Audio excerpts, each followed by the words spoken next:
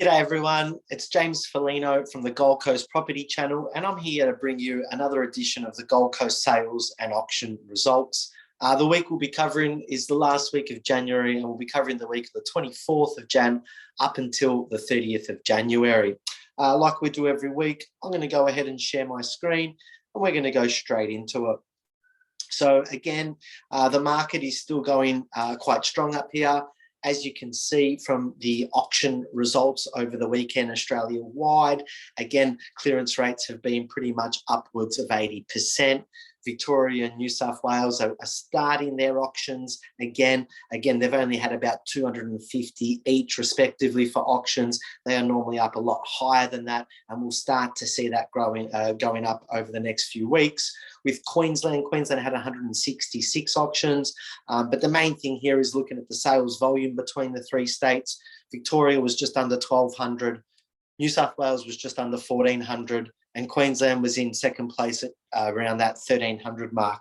So as you can see, Queensland has started the year quite strong because of the amount of volume of private sales, and we'll see if they stay up there. They've been up at number one, now they're at number two. In the coming weeks, Victoria will probably surpass them as well. But again, just to show you that Queensland, the market hasn't really stopped here over the December, January period.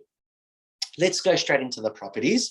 The first one I'd like to show you is this one here. This was at 473 Pine Ridge Road in Runaway Bay. It's a development site. I do know another developer building 4 townhouses on this street.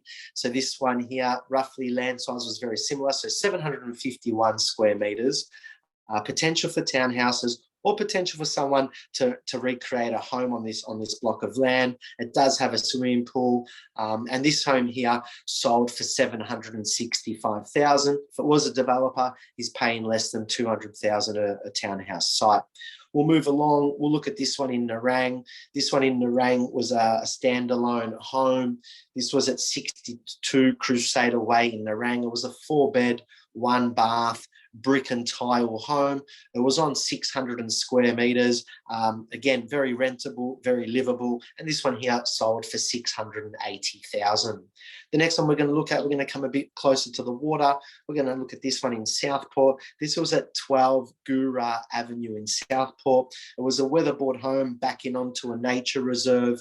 It was on a good block of land of 526 square meters. It was a 4-bed, 2-bath, 1-car home. Again, quite nice on the inside, has been updated and very livable at that. This one here in Southport sold at $730,000. The next one we're going to look at, we're going to go a bit further north. We're in Runaway Bay again. This was at 10 Clam Street, Runaway Bay. As you can see, super close to the Broadwater. Great size block at 549 square meters. It's a brick home. It does have an old fibro roof on it, but they can be replaced. It was a 3-bed, 1-bath with single garage with another car space at the front. This is a home that could be very good for a renovation or for someone wanting to move their family. And this one, with the proximity to the water, this sold $870,000. The next one we're going to look at was an auction property. This was sold at the big event on the weekend at Ray Whitehead. This one was, I think, about 2.5 acres, had a lovely home on it, big block of land. And this was at 814 Ashmore Road, Mollendina. So very close proximity to the water and to the ocean, and to have so much land available at your doorstep. Now, this property here sold for this with tennis court. This one sold $1,050,000. So really good buying for someone wanting large land content. We're going to move along. We've got this one here. This was at 17 The Glade in Labrador. It was a brick and tile, double-story, 4-bed, 1-bath, double garage home. Pretty original on the inside. Could be renovated. This one here in Labrador sold at $775,000. We've got a couple more to look at. We'll look at this one next. Let me just get it for you.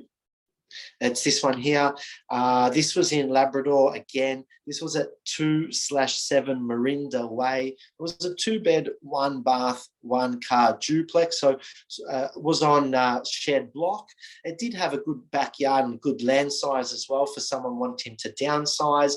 But this home here sold for $517,000. And the last one we're going to look at is in Surfers Paradise. It was an apartment. It was a 2-bed, 1-bath with double garage, had a balcony, quite large on the inside. This was at 3/22 Frederick Street in Surfers Paradise. Nice brick and tile 3-story walk-up building. And this property, like I said, this with a swimming pool in the complex, this one sold for $475,000. And you can see from the picture, the proximity, you're only 100 metres to the water. So they're the properties for this week. I hope I've helped you get an understanding of the Gold Coast property market. If you need any assistance with your buying, please don't hesitate to give me a call. Otherwise, until next week, good luck with your property hunting, and we'll speak then. Have a great one.